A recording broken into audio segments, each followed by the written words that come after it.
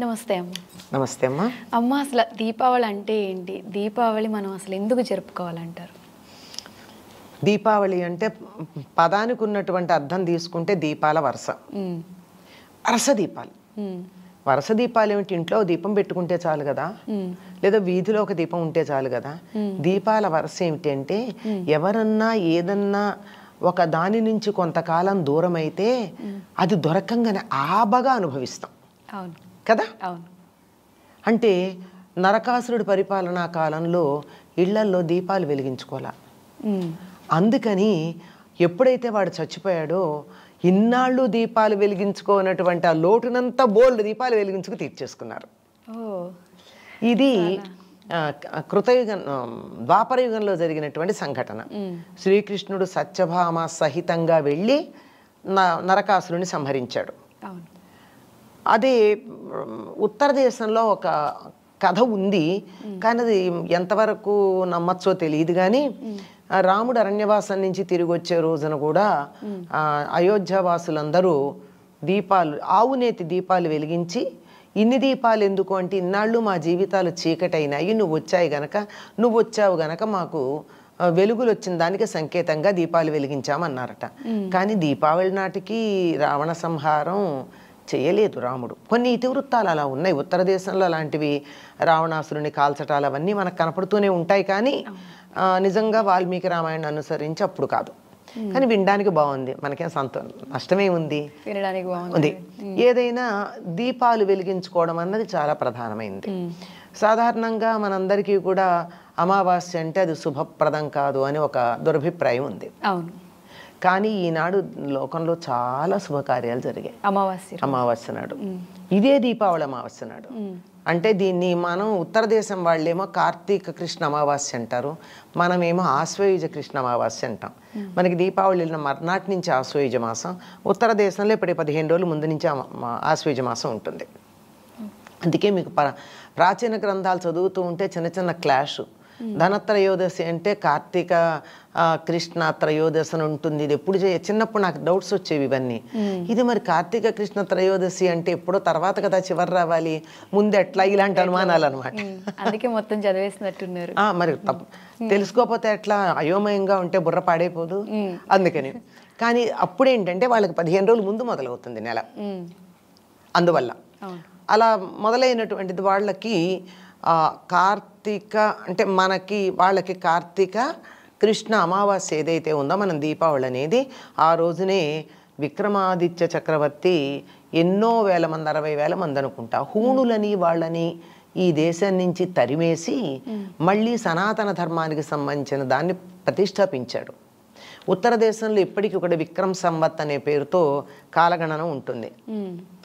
క్రీస్తు శకం లాగా విక్రమ శకం, విక్రమాదిత్య శకం. దాని ప్రకారమే దీపావళితో కొత్త సంవత్సరం మొదలవుతుంది. దీపావళి కొత్త సంవత్సరం చెప్పుకున్నాం కదా. దీపావళి నాడే శత్రువులందరి దేశం నుంచి హూణులు మొదలైనటువంటి సనాతన ధర్మ వ్యతిరేకులందరినీ కూడా దేశాన్ని నుంచి తరిమేయటం జరిగింది. అందువల్ల ఉత్తర దేశంలో దానికి చాలా ప్రాధాన్యం ఉంది. అలాగే ఈనాడే లక్ష్మీదేవి పాలసముద్రంలో నుంచి ఆవిర్భవించటం వల్ల దుర్వాసుడి శాపం వల్ల వైభవం కోల్పోయినటువంటి ఇంద్రుడికి ఈనాడు మళ్ళీ వైభవం తిరిగి లభించింది. ఎందుకంటే నాకు మళ్ళీ ఎప్పుడు లభిస్తుంది అని అడిగితే, లక్ష్మీదేవి విష్ణువుని చేపట్టిన రోజున మాత్రమే నీకు వైభవం వస్తుంది. అప్పటిదాకా నువ్వు కాంతిహీనుడివై శోభపోయి చేసిన అపరాధానికి శిక్షగా దుర్వాసుడు శపించాడు. కనుక లక్ష్మీదేవి ఆవిర్భవించి విష్ణువుని చేపట్టినటువంటి రోజు గనక ఈనాటితో దేవతలు దేవలోకంలో దీపావళి చేసుకుంటారు, దీపాలు వెలిగించుకునే. ఏదో త్రేతాయుగం గురించి కూడా అనుకున్నాం. ద్వాపరయుగం కథ నిన్న మొన్న జరిగింది, మనకి తెలుసు 5,000 సంవత్సరాల క్రితం జరిగింది. ఆ తర్వాత కాలంలో జరిగింది విక్రమాదిత్యుడికి సంబంధించింది. సిక్కులు కూడా ఎందుకు చేసుకుంటారంటే హర్గోవింద్ సింగ్ అనుకుంటా సిక్కుల గురువు, అతన్ని ఔరంగజేబా ఒక మహమ్మదీయ రాజు చెరసాల్లో పెడితే తర్వాత వదులుతానన్నాడు. అంటే నన్నొక్కడిని కాదు, నా అనుయాయులందరినీ కూడా నువ్వు వదిలిపెడితేనే నేను చెరసాల్లోంచి బయటకు వస్తాను అని చెప్పి ఆయన బయటికి రావడానికి ఇష్టపడలా. దాంతో ఆగి ఆగి ఈ కార్తీక అమావాస్య నాడు మనం దీపావళి జరుపుకునే రోజున ఆయన శిష్యులతో సహా అనుయాయులతో సహా విడుదల చేయడం జరిగింది. అందుకని త్యాగానికి సంకేతంగా సిక్కులందరూ దీపావళి చేసుకుంటారు. ఇట్లా ఒక్కొక్కళ్ళు ఒక్కొక్క కారణంగా యావత్ ప్రపంచంలోనూ అన్ని దేశాల్లో కూడా ఉందమ్మా, ఏదో ఒక కారణం ఉంది.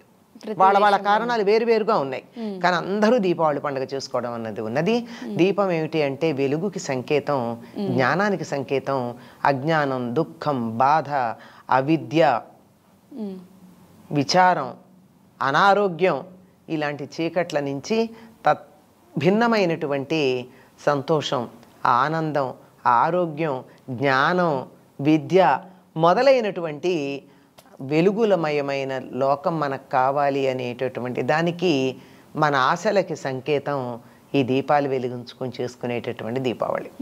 అమ్మ, దీపావళి అనగానే పిల్లలందరికీ ఒక పెద్ద ఇష్టమైన పండుగ అని మనం చెప్పుకుంటాము. దీపావళి ఎప్పుడెప్పుడు వస్తుందా అని వెయిట్ చేస్తూ ఉంటారు చాలామంది. ఇప్పుడు ఏంటంటే పటాసులు కాల్చకూడదు, పొల్యూషన్ ఎక్కువైంది అని చాలా ఆపేస్తూ ఉన్నారు. అసలు ఈ పటాసులు కాల్చడం అనేది పురాణాల నుంచి ఉందా? పురాణ కాలాల్లో కూడా వాళ్ళు ప్రత్యేకంగా మనం ఇప్పుడున్నటువంటి రసాయనాలతో కూడి వాతావరణాన్ని ధ్వంసం చేసేటటువంటి టపాకాయలు కాల్చే పద్ధతి ఏం లేదు. అక్కడ వాయిద్యాలు మోగించటము, ధూపాలు వేయడము, దీపాలు వెలిగించటము, చక్కగా బాణసంచా కాల్చటం అనే బాణసంచా అంటారు. బాణసంచా అంటే ఏంటంటే బాణం ఇలా వేస్తారు, ఆ బాణం వేస్తే అది అక్కడెక్కడ వెలుగుతుంది. అంటే తారాజు వల్ల లాంటివి అనమాట. బాణం ఉంది కదా అందులో, అలాంటివి ఉన్నాయి. అందువల్ల వాటిల్లో ఏమిటంటే వాళ్ళు వేసేటటువంటివి వాతావరణానికి అనుకూలంగా ఉండేవి వేశారు. అందులో కొంత సూర్యకారం అంటారంటే ఫాస్ఫరస్ ఏమో ఫాస్ఫరస్, సల్ఫర్ గంధకం, ఫాస్ఫరస్ సూర్యకారం, ఇవి ఆ రెండింటి యొక్క కలయిక వల్ల వచ్చేటటువంటివి వాతావరణంలో ఉన్న క్రిములను పోగొడతాయి. అందుకని వాటితో కూడుకున్నటువంటి వాటిని మాత్రమే వాడేవారు. అందువల్ల పెద్దగా వాతావరణంలో వానలు తగ్గి వరి పొలాలలో కోతలు కోసి అక్కడ ఉన్న దోమలు, అసలు వరికొచ్చే ఒకనొక తెగులు పేరు తెలుసమ్మా, దోమకాటు అని. అంటే దోమలు విపరీతంగా ఉంటాయి వరి పొలాల్లో. ఎప్పుడైతే అవన్నీ వరి కోసేస్తారో అవన్నీ ఊళ్ళ మీదకి వచ్చేస్తాయి. ఈ వచ్చినటువంటి వాటన్నిటినీ పోగొట్టే పద్ధతి ఇది. ఇది ఎలా ఉండేదంటే మా చిన్నతనంలో కూడా మేము చూసాం. మాకు పాలేళ్ళు ఉంటారు కదా రైతుల ఇళ్లలో, ఈ పాలేళ్ళు తాటి మట్టల మధ్య ఒక పూల పొట్లం అని తయారు చేసేవారు. పేరు పూల పొట్లం. అంటే అదేముందంటే తాటి గిలకలు అంటారు. గిలకలంటే తాడి చెట్టులో మగ చెట్టుకు వచ్చేటటువంటి ఇన్ఫ్లోరసెన్స్ కాడలు అవి, బాగుంటాయి అవి. ఇలా ఉంటే ఇంత పొడుగు. వాటిని తీసుకొచ్చి కాల్చి వాటితో చక్కని ఇది తయారు చేసేవారు, బొగ్గు. ఆ బొగ్గులో కొంచెం సూర్యకారం అది వేసి ఇట్లా ఇంకా కొన్ని ఏవో కలిపి ఇలా పొట్లం కట్టి తాటి మట్ట మధ్య ఇలా పెట్టి ఊరంతా తిప్పేవాళ్ళు. అంటే ఊరి పొలిమోరలంతా తిప్పారంటే బయట నుంచి ఏ రకమైనటువంటి క్రిములు రాకుండా, క్రిమి కీటకాలు రాకుండా ఉండేవి. మొత్తం అంతే అలాగే ఉండేవి. ఇళ్లల్లో కూడా చాలా హానికరం కానటువంటి వాటిని కాల్చుకునే పద్ధతి ఉండేది. అవి వెలిగించటం వల్ల వచ్చే ధూపం, గుగ్గిలం మొదలైనటువంటివి ఉంటాయి. వాటి వల్ల వాతావరణం పూర్తిగా ఏమీ పాడవదు, ఏదైనా చెడు ఉంటే పోతుంది. అయితే రాను పెద్ద శబ్దాలు కావాలి, అలాగే పెద్ద వెలుగు ఉండాలి, వాళ్ళకన్నా మాది ఎక్కువ ఉండాలి, మాకన్నా వీళ్ళది ఎక్కువ ఉండాలి, నీ తాపత్రయాలతో రసాయనాలను చేర్చి పెట్టడం మొదలుపెట్టారు. అది మాత్రం ఎప్పుడూ మంచిది కాదమ్మా. రసాయనాలు ఆ పొగ వల్ల హాని కలుగుతుంది, మిగిలినటువంటి వాటి వల్ల పెద్దగా హాని కలగదు. హాని కలగనటువంటి వాటిని హాయిగా కాల్చుకోవచ్చు. అమ్మ, అసలు నరక చతుర్థి విశిష్టత ఏంటి? ముందరందరికీ కూడా, చూసేవాళ్ళందరికీ, ప్రేక్షకులకి, మీకు అందరికీ కూడా నరక చతుర్దశి శుభాకాంక్షలమ్మా. ఐ డ్రీమ్ తరపు నుంచి, ఐ డ్రీమ్ ప్రేక్షకులందరికీ కూడా మీ తరపు నుంచి, మీకు కూడా ప్రేక్షకులు అంటే అందరూ, ఐ డ్రీమ్ ప్రేక్షకులు, మీ సిబ్బంది, యాజమాన్యం, ఎట్సెట్రా అందరూ కలిసి అందరికీ కూడా నరక చతుర్దశి శుభాకాంక్షలు. ఇది ఒక చాలా విశిష్టమైనటువంటి పేరు కూడా పండగతో పాటు. ఎప్పుడైనా ఎవరైనా గెలిస్తే వాళ్ళ పేరుని ఏదన్నా ఉంటుంది, కానీ దుర్మార్గుడు, చచ్చిపోయినవాడు, ఓడిపోయిన వాడు వాడి పేరుతో ఏమిటండి ఈ పండగ? ఇది అప్పుడప్పుడు అనుమానం రాదు? అంటూ ఉంటాం. అవును, అదే కదా. నరకుణ్ణి సంహరించినటువంటి రోజు కనుక దీనికి నరక చతుర్దశి అని పేరు. నరకుణ్ణి సంహరిస్తే వాడి పేరు ఎందుకు? గెలిస్తే ఏదో కృష్ణ విజయమో సత్యభామ విజయమో అట్లాంటి పేర్లు పెట్టుకోకుండా నరక చతుర్దశిని ఎందుకు అంటే వాడు కోరుకున్నాడు.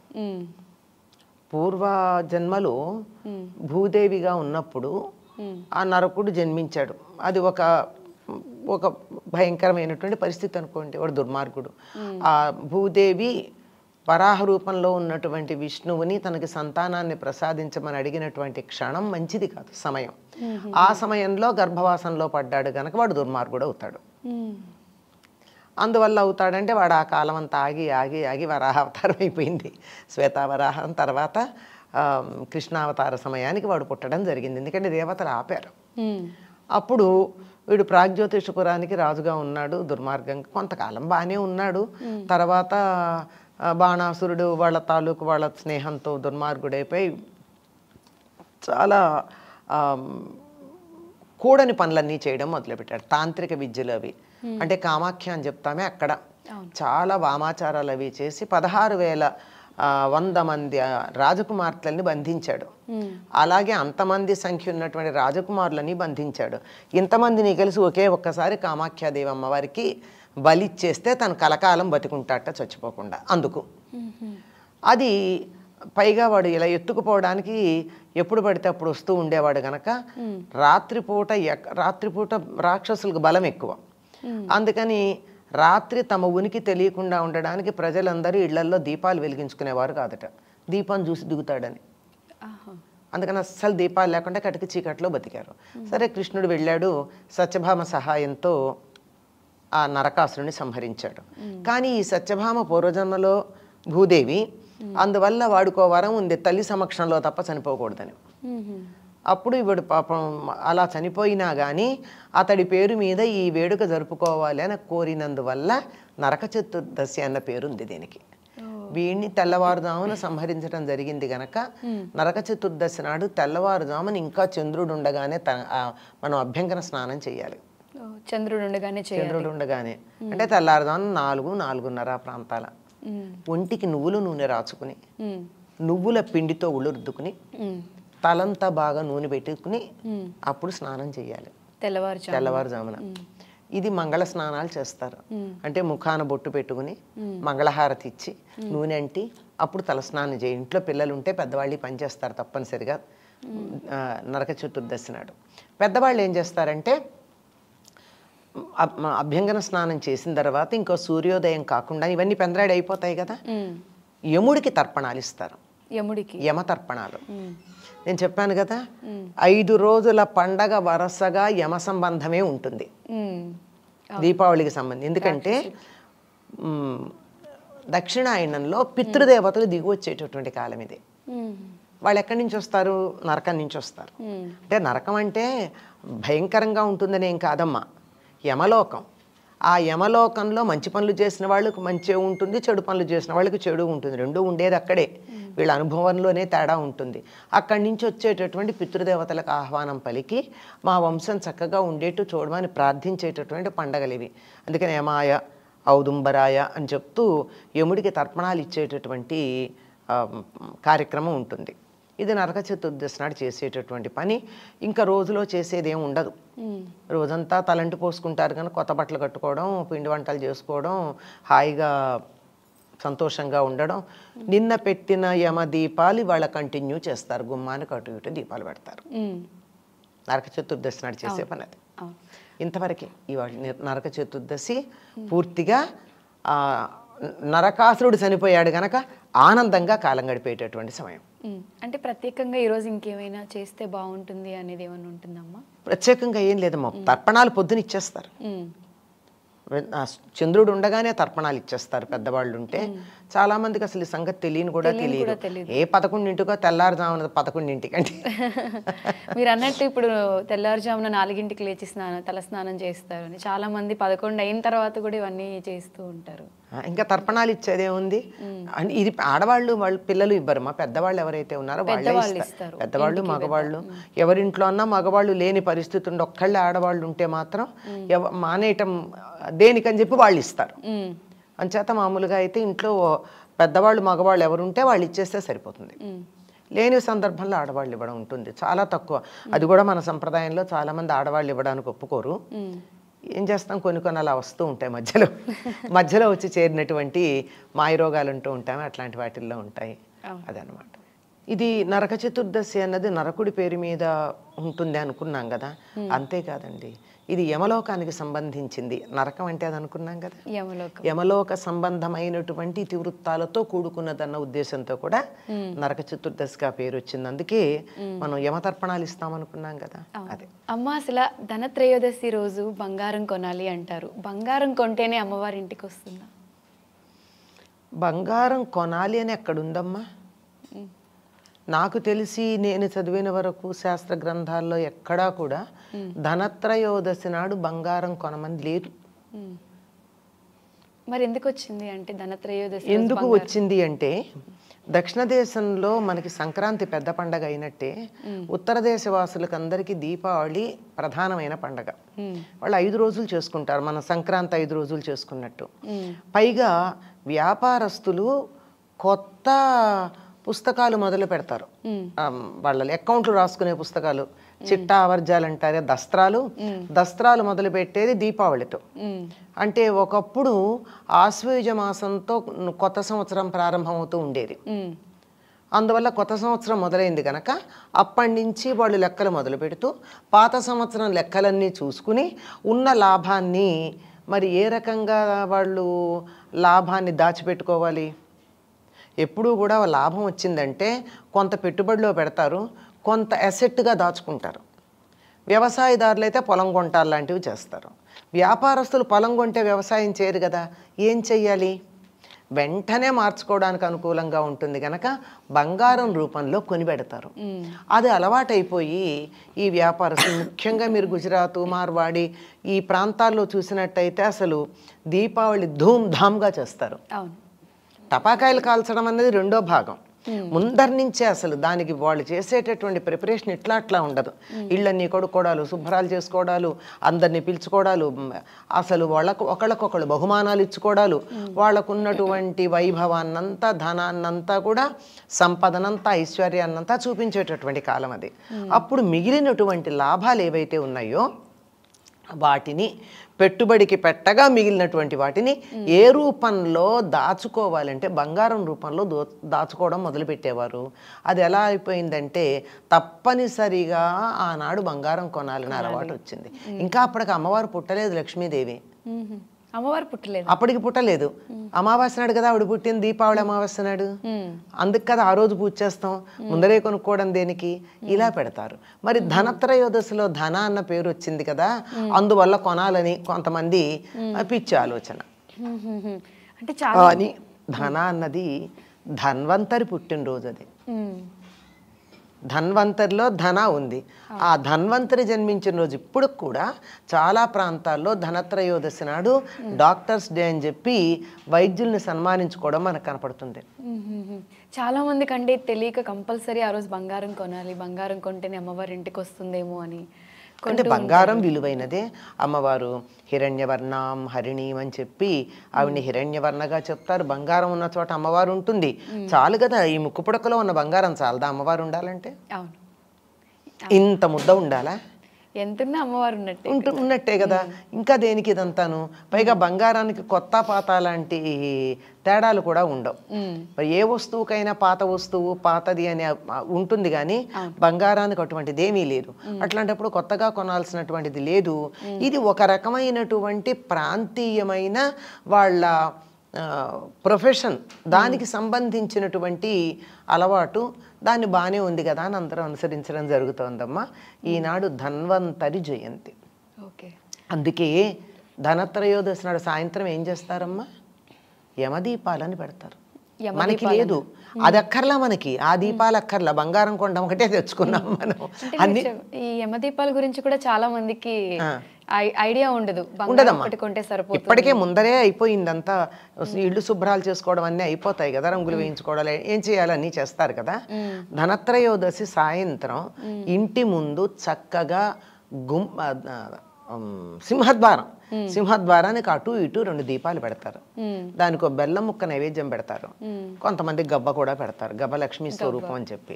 అలా పెట్టి ఆ గుమ్మానికి పూజ చేసి ఇంటికి లక్ష్మీదేవి, గుమ్మాన్ని లక్ష్మీదేవి అంటాం కదా, ఇంటికి లక్ష్మీ స్థానం అయినటువంటి గుమ్మానికి గడపకి పసుపు పూసి రంగులు ఎలాగో వేస్తాం కనుక అక్కడ దీపాలు పెట్టి వీటిని యమదీపాలు అన్న పేరుతో మొదలు పెడతారు. ఉత్తర దేశంలో వాళ్ళు. మనం అది తీసుకోవటం లేదు, నరక చతుర్దశి నాడు దీపాలు పెట్టుకోవడం తీసుకోవటం లేదు, బంగారు కొనం అన్నది ఒక్కటి తీసుకుంటున్నాము.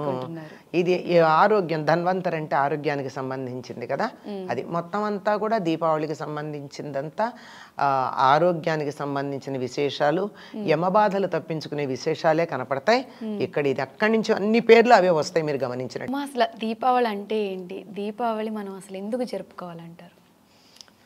దీపావళి అంటే పదానికి ఉన్నటువంటి అర్థం తీసుకుంటే దీపాల వరుస, వరుస దీపాలు. వరుస దీపాలు ఏమిటి? ఇంట్లో దీపం పెట్టుకుంటే చాలు కదా, లేదా వీధిలో ఒక దీపం ఉంటే చాలు కదా. దీపాల వరుస ఏమిటి అంటే ఎవరన్నా ఏదన్నా ఒక దాని నుంచి కొంతకాలం దూరం అయితే అది దొరకంగానే ఆబగా అనుభవిస్తాం కదా. అంటే నరకాసురుడి పరిపాలనా కాలంలో ఇళ్లల్లో దీపాలు వెలిగించుకోవాలి.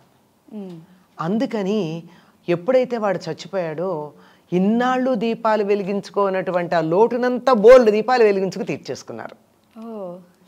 ఇది కృతయుగం, ద్వాపరయుగంలో జరిగినటువంటి సంఘటన. శ్రీకృష్ణుడు సత్యభామ సహితంగా వెళ్ళి నరకాసురుని సంహరించాడు.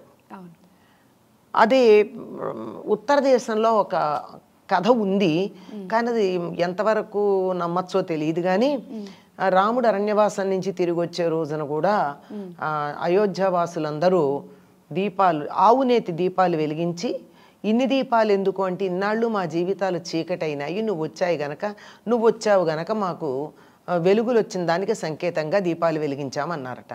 కానీ దీపావళి నాటికి రావణ సంహారం చేయలేదు రాముడు. కొన్ని ఇతివృత్తాలు అలా ఉన్నాయి ఉత్తర దేశంలో, అలాంటివి రావణాసురుని కాల్చటాలు అవన్నీ మనకు కనపడుతూనే ఉంటాయి. కానీ నిజంగా వాల్మీకి రామాయణం అనుసరించి అప్పుడు కాదు.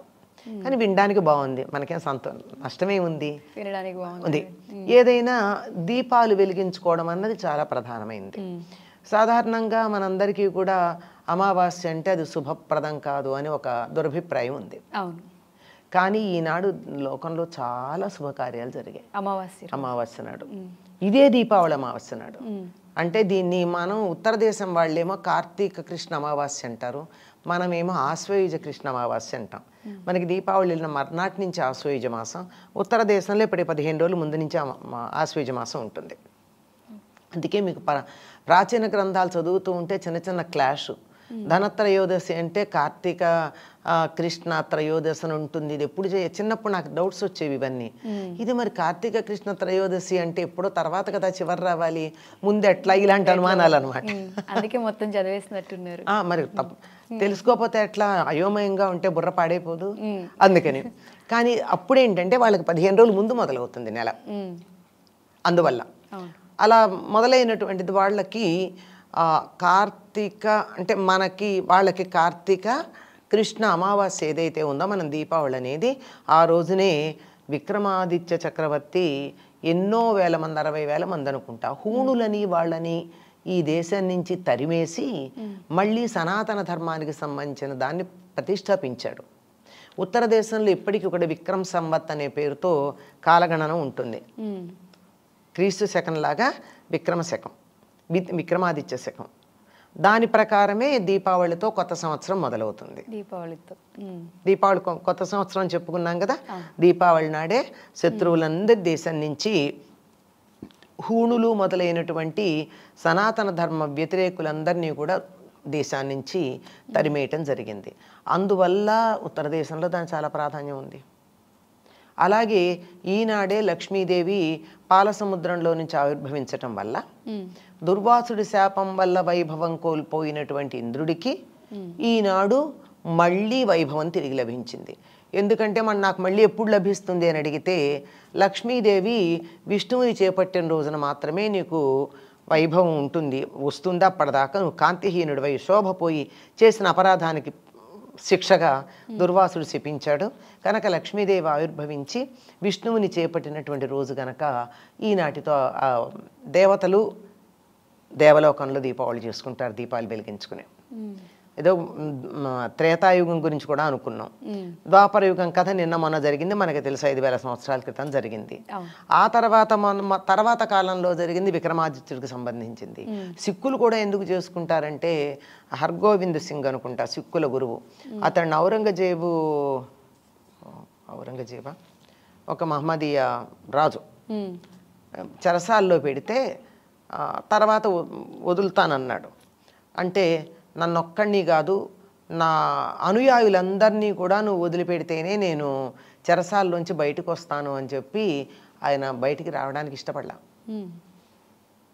దాంతో ఆగి ఈ కార్తీక అమావాస్య నాడు మనం దీపావళి జరుపుకునే రోజున ఆయన శిష్యులతో సహా అనుయాయులతో సహా విడుదల చేయడం జరిగింది. అందుకని త్యాగానికి సంకేతంగా సిక్కులందరూ దీపావళి చేసుకుంటారు. ఇట్లా ఒక్కొక్కళ్ళు ఒక్కొక్క కారణంగా యావత్ ప్రపంచంలోనూ అన్ని దేశాల్లో కూడా ఉందమ్మా, ఏదో ఒక కారణం ఉంది.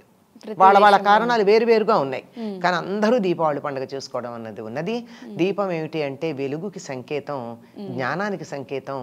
అజ్ఞానం, దుఃఖం, బాధ, అవిద్య, విచారం, అనారోగ్యం ఇలాంటి చీకట్ల నుంచి భిన్నమైనటువంటి సంతోషం, ఆనందం, ఆరోగ్యం, జ్ఞానం, విద్య మొదలైనటువంటి వెలుగులమయమైన లోకం మనకు కావాలి అనేటటువంటి దానికి మన ఆశలకి సంకేతం ఈ దీపాలు వెలిగించుకొని చేసుకునేటటువంటి దీపావళి.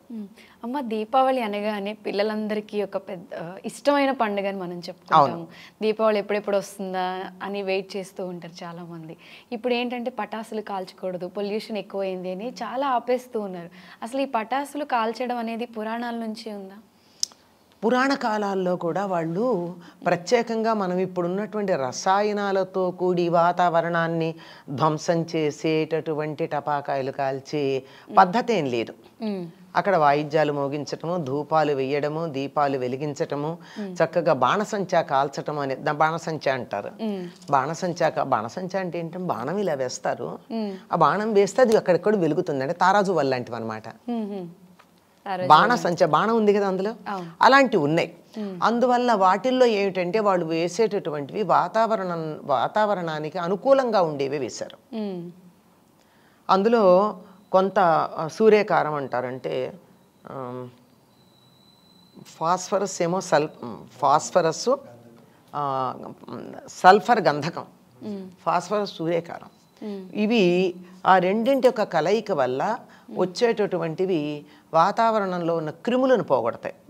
అందుకని వాటితో కూడుకున్నటువంటి వాటిని మాత్రమే వాడేవారు. అందువల్ల పెద్దగా వాతావరణంలో వానలు తగ్గి వరి పొలాలలో కోతలు కోసి అక్కడ ఉన్న దోమలు, అసలు వరికొచ్చే ఒకనొక తెగులు పేరు తెలుసమ్మా, దోమకాటు అని. అంటే దోమలు విపరీతంగా ఉంటాయి వరి పొలాల్లో. ఎప్పుడైతే అవన్నీ వరి కోసేస్తారో అవన్నీ ఊళ్ళ మీదకి వచ్చేస్తాయి. ఈ వచ్చినటువంటి వాటన్నిటినీ పోగొట్టే పద్ధతి ఇది. ఇది ఎలా ఉండేదంటే మా చిన్నతనంలో కూడా మేము చూసాం. మాకు పాలేళ్ళు ఉంటారు కదా రైతుల ఇళ్లలో, ఈ పాలేళ్ళు తాటి మట్టల మధ్య ఒక పూల పొట్లం అని తయారు చేసేవారు.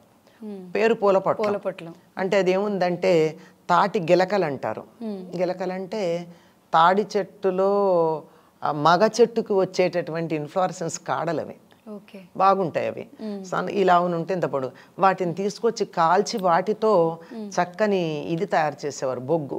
ఆ బొగ్గులో కొంచెం సూర్యకారం అది వేసి ఇట్లా ఇంకా కొన్ని ఏవో కలిపి ఇలా పొట్లం కట్టి తాటి మట్ట మధ్య ఇలా పెట్టి ఊరంతా తిప్పేవాళ్ళు.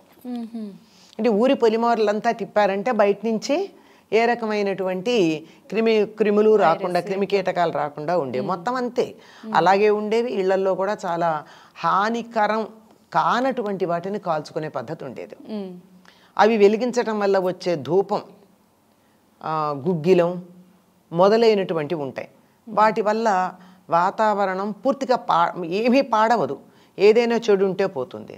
అయితే రాను రాను పెద్ద శబ్దాలు కావాలి, అలాగే పెద్ద వెలుగు ఉండాలి, వాళ్ళకన్నా మాది ఎక్కువ ఉండాలి, మాకన్నా వీళ్ళది ఎక్కువ ఉండాలి, నీ తాపత్రయాలతో రసాయనాలను చేర్చి పెట్టడం మొదలుపెట్టారు. అది మాత్రం ఎప్పుడూ మంచిది కాదమ్మా. రసాయనాలు ఆ పొగ వల్ల హాని కలుగుతుంది, మిగిలినటువంటి వాటి వల్ల పెద్దగా హాని కలగదు. హాని కలగనటువంటి వాటిని హాయిగా కాల్చుకోవచ్చు. దీపావళి గురించి, దీపావళికి ఉన్న విశిష్టత గురించి చాలా అద్భుతంగా వివరించారు. ధన్యవాదాలు. వస్తే